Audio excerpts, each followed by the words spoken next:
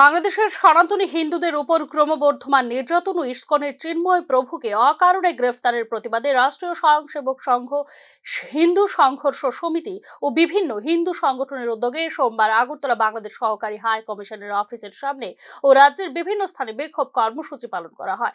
গত 5 আগস্ট শেখ হাসিনা সরকারের পতনের পর থেকে ইউনূস সরকারের শাসনকালে বর্তমানে বাংলাদেশের সংখ্যালঘু সনাতনী হিন্দু সম্প্রদায়ের উপর ক্রমবর্ধমান অত্যাচার ও ইসকনের চিন্ময় প্রভুকে বিনা কারণে গ্রেফতারের প্রতিবাদে সারা বিশ্ব তোলপাড়। সারা পৃথিবীব্যাপী সমস্ত অংশের মানুষ বাংলাদেশ সরকারের হিন্দু বিদ্বেষী মনোভাবের বিরুদ্ধে প্রতিবাদ ও ধিক্কার জানাচ্ছেন।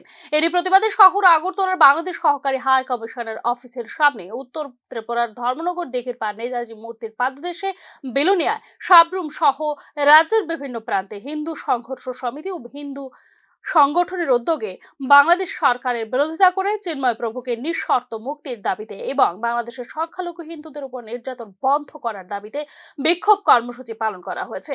শহর আগরতলার বিক্ষোভ কর্মসূচিতে উপস্থিত ছিলেন বিধায়ক কল্যাণী রায়, রাজ্য বিজেপির সহ সভাপতি সুবল ভৌমিক সহ বিভিন্ন নেতৃবৃন্দ, এছাড়াও হিন্দু সংঘর্ষ সমিতির বিভিন্ন কর্মকর্তা সহ আগরতলা ইসকন মন্দিরের সেবায়েতরা উপস্থিত ছিলেন।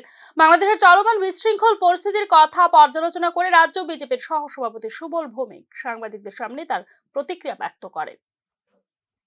বাংলাদেশের পরিস্থিতি যত দিন যাচ্ছে সংখ্যালঘু হিন্দুদের উপর অত্যাচারের মাত্রাও বেড়ে যাচ্ছে এবং বাংলাদেশে এখন যেটা হচ্ছে আমরা প্রচন্ড ধিক্কার জানাই, নিন্দা জানাই।